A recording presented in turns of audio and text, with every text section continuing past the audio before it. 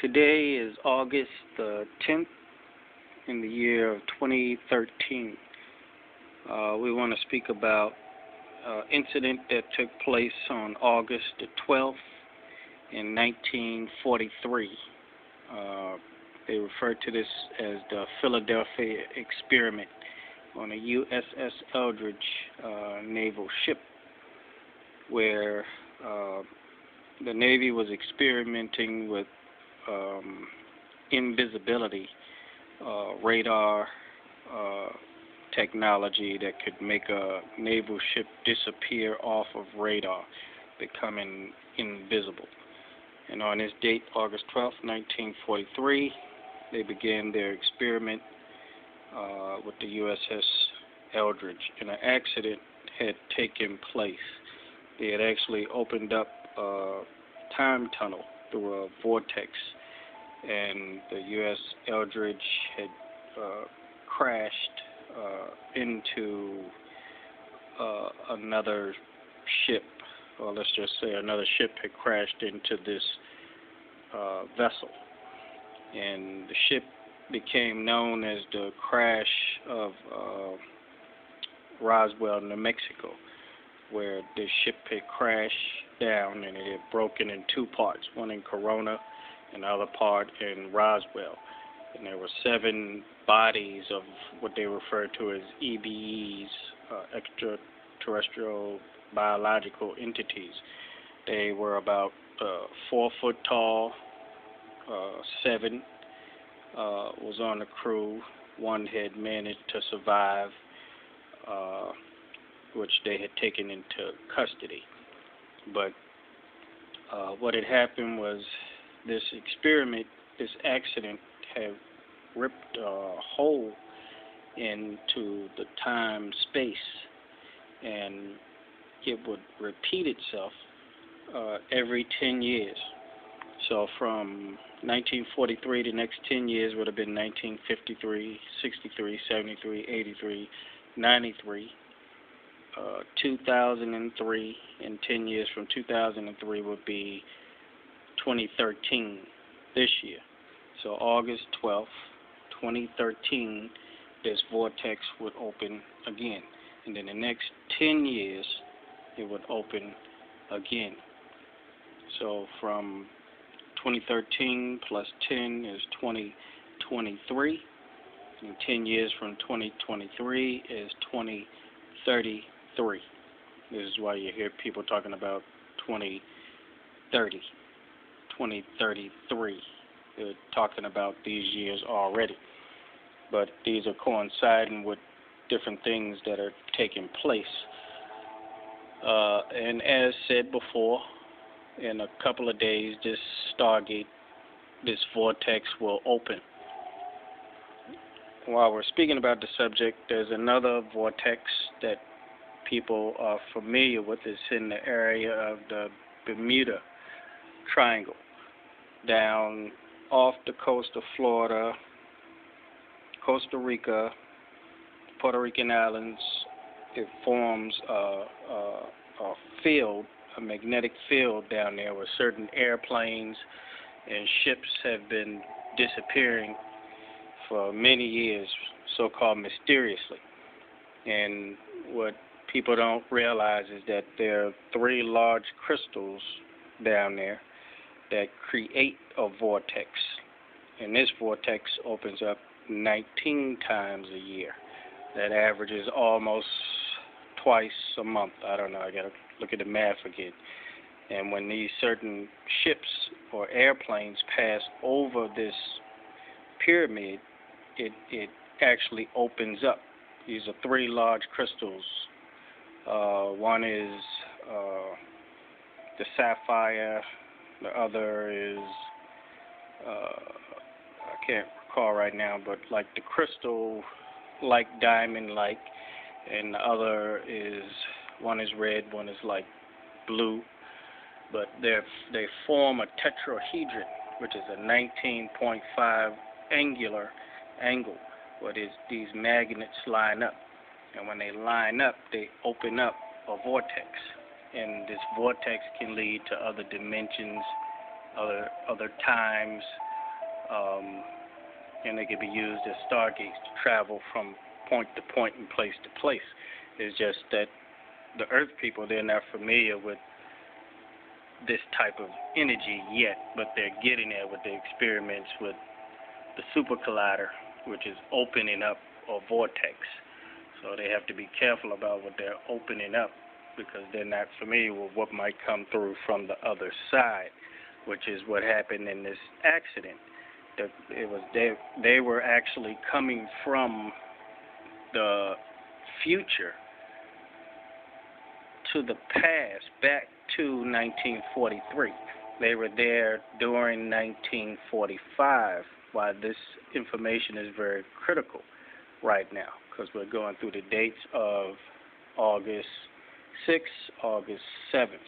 1945 was the dates where Nagasaki and Hiroshima were bombed with nuclear weapons.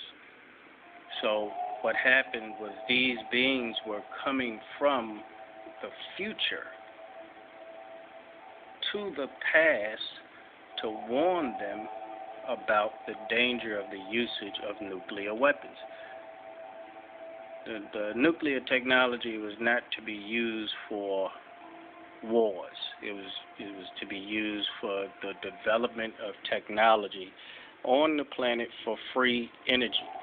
People are supposed to have energy as a free source. They're not supposed to be paying for electricity. There's enough nuclear energy to supply energy for several planets, let alone neighborhoods and houses. And this energy is so plentiful, and it can be made on such an abundant scale that it shouldn't be sold. But we'll get past that stage. So what happens is these beings are coming back, and they're coming to warn the Earth people, don't experiment with these nuclear weapons because they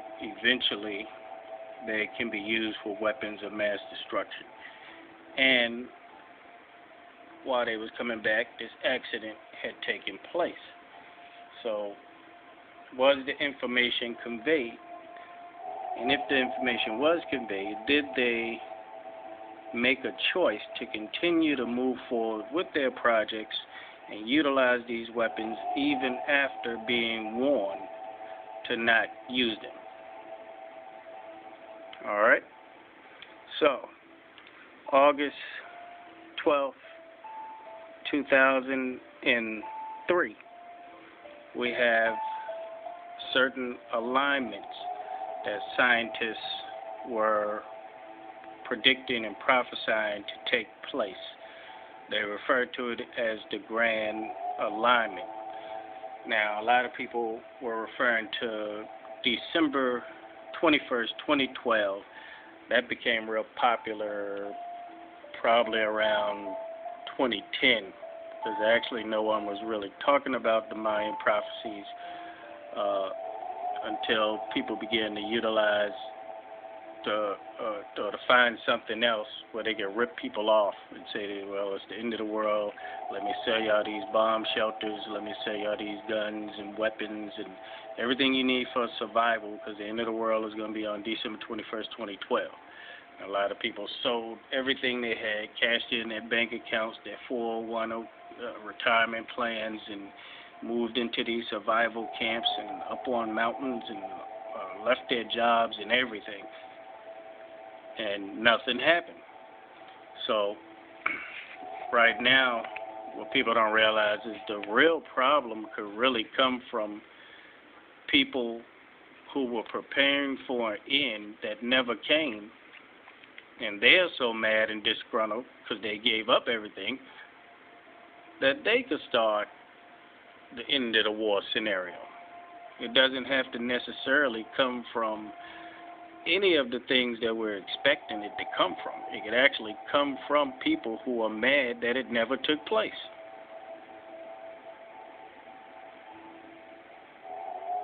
Imagine that scenario. All right, so in August 12th this year, 2013, we're speaking about an alignment. And we're also speaking about a vortex that was opened during this experiment. So what you're also looking at is the alignment of the last passing of December 21st, 2012, where this solar system in the Milky Way galaxy passed through the galactic center, the plane of the galactic center on that date, passing to the other side of the galactic circumference as it passes the whole location of Sagittarius A, which is in the center of the Milky Way galaxy. It's a supermassive black hole at the center of the Milky Way galaxy.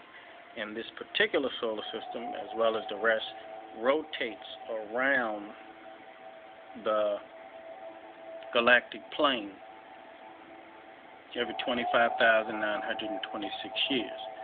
So December 21st, 2012 marked a halfway period and one complete period of 25,926 years, but it takes 12,500 so many odd years to travel halfway around the circumference of the galactic plane. So, as you'll see from December 21st, 2012, that will be the 12th month in the 2012th year. This will be the 8th month in the 2013 year. And the 12th month will be 9 months after incompletion, so it will be 8 months in between December 21st, 2012 up to August 12th, 2013. August 21st, 2013, September 21st, 2013.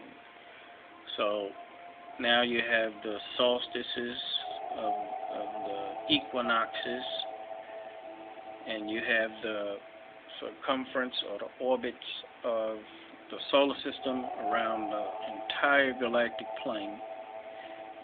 And then you have this particular alignment again, which takes place August 12th, 1943. So what we're looking at is an experiment that dealt with time travel.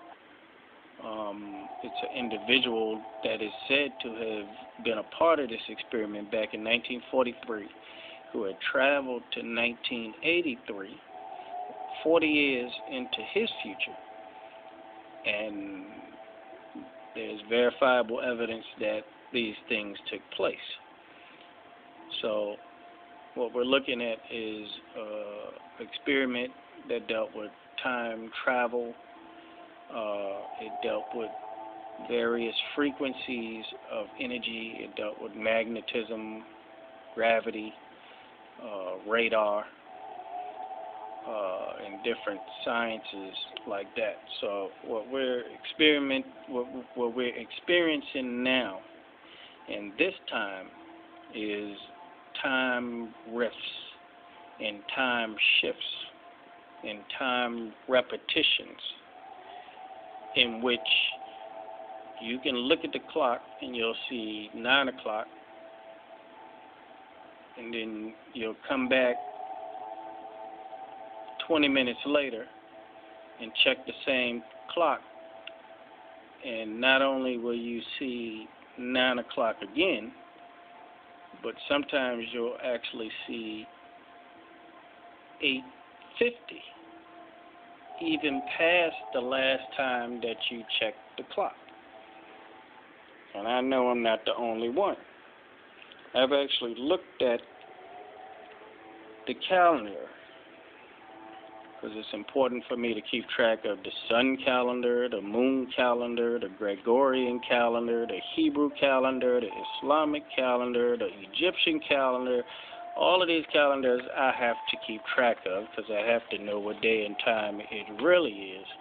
So when I look at the regular calendar, sometimes I've noticed the same date over 3 days. Or I would look at a date because I have to know when, let's say, Rosh Hashanah is coming, or Yom Kippur, or Ramadan begins, or Ramadan ends, and all of these different holidays of many different religions and cultures. I have to know these times. So sometimes when I'm looking at these calendars, and I have a specific calendar that I write on and mark, and I might mark this date today, August the 10th, and then come back and check what I think is on the 15th to check another date, and I see the same date. Now, I'm speaking about this now because I've spoken about it to other people, and they have spoken back to me about this. So I'm not speaking in reference as if I have not spoken to other people about this. And one of these conversations took place not too long ago. I had woken up on what I thought was a Friday morning, and I turned the radio on, and I heard the radio person say, good morning, it's Thursday morning. And working in the music industry, in the audio and the video studio for many years, I know that sometimes the studio engineer might take a recording from the day before and put it back in the playback, especially if they work night shift. A lot of them, may just play a tape all night long and go to sleep, and it might be a tape from the day before. So it might repeat the same date on there or the time, so they have to be careful about using playbacks that have dates and times on them. So I thought maybe this took place. So I kind of let it pass me by.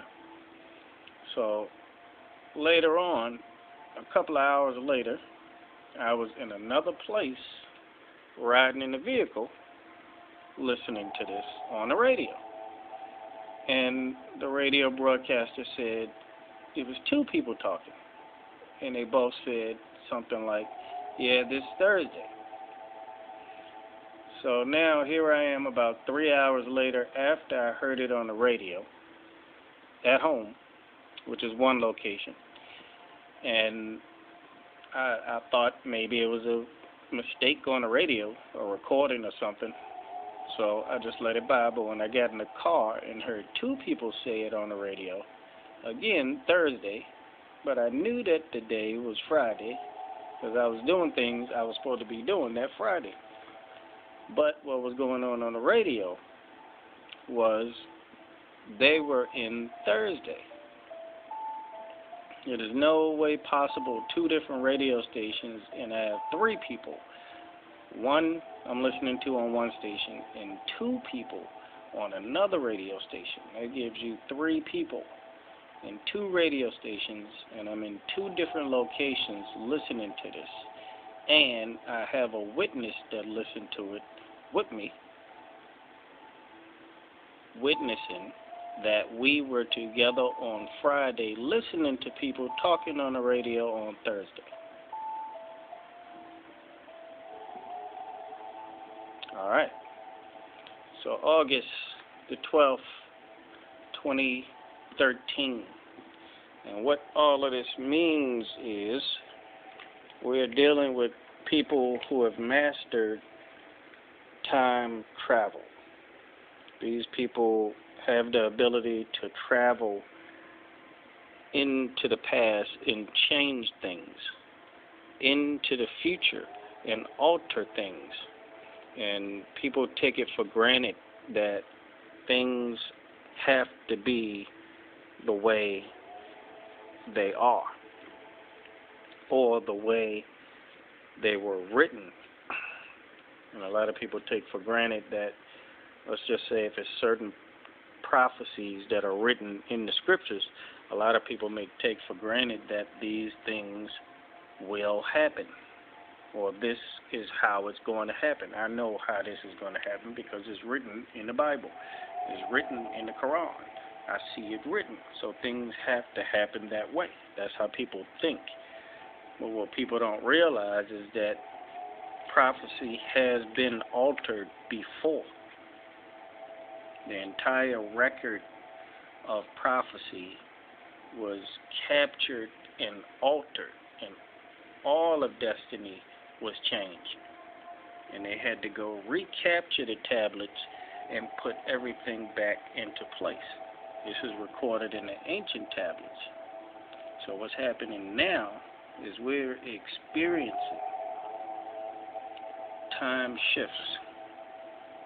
Because what they're trying to do is they're trying to alter what is written in the scriptures.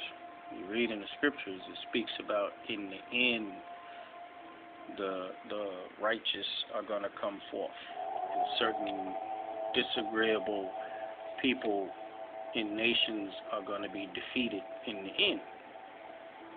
And it's supposed to be the coming of what Revelation speaks of as true and faithful. And true and faithful will come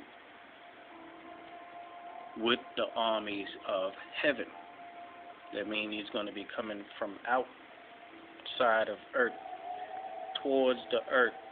And as he comes towards the earth, he's going to have armies in formation behind him coming to the planet. It's going to look like a space invasion coming from outside of the planet to the planet. A whole army of them. And then it says that what? The people of the earth, the armies of the earth will gather. This is written in the book of Revelations. They will gather all of their weapons and all of their technology and all the advanced things that they have here. And a great battle will take place. There are two major battles that will take place that are written in the book of Revelation. There's actually many battles, many wars, but it's two last wars that will take place. One is going to be where this individual called True and Faithful, or Faithful and True, and the armies of heaven would come, and they would capture two figures that are referred to as one, the false prophet, and the other, the beast. So when True and Faithful comes, there's going to be a great war that takes place between his armies, the armies of heaven, and then here on earth, there's going to be two individuals called the false prophet and the beast. And they're going to have their armies on earth. The earth armies are going to unite with them to fight against True and Faithful and the armies of heaven. And it says that they will be defeated. The dragon, well, the dragon is another one. This is the beast and the false prophet. They will be defeated and their armies will be defeated. That is one battle. Because if you look later, it says that the dragon will be released after the 1,000 years, and he will go to gather the armies of the earth. That is a whole nother battle that is going to take place. And in the beginning of that, you'll see it says, and a mighty angel came down with a key, and he had the power to open the bottomless pit. And when he had opened the bottomless pit, things had came out of that. This is outside of the dragon being captured and bound by a chain for 1,000 years. If you look at the first part of it, it says that when he opened the bottomless pit, there were things that came out of it. It was a whole army that came out of the earth up to the surface. And it says that they had a king over them, whose name in the Greek tongue is Apollyon, which is god of destruction. And in the ancient tongue is Abaddon. Abaddon is Abba and Dun. Abadin. Abba, as in Abbat, it means father. And Din, or Dun, means judgment or decision. Abaddon can mean the father of judgment, the one who makes the decisions. He will be a judge. That's why it says they have a ruler over them, whose name in the Greek tongue is Apollyon, god of destruction, and in the ancient tongue, Abaddon, Abadin, the father of judgment, their ruler. And then it starts to describe what they're riding on. They're going to come out of the earth from what appears to be a bottomless pit up to the surface, a whole army of them. And if you read it, it's going to describe what they're flying on and how it shoots out fire, what looks like fire comes out of their mouth, and they're going to be fighting the earth people, the earth armies here that are going to gather. This is going to be a highly advanced technological war between some highly advanced weapons.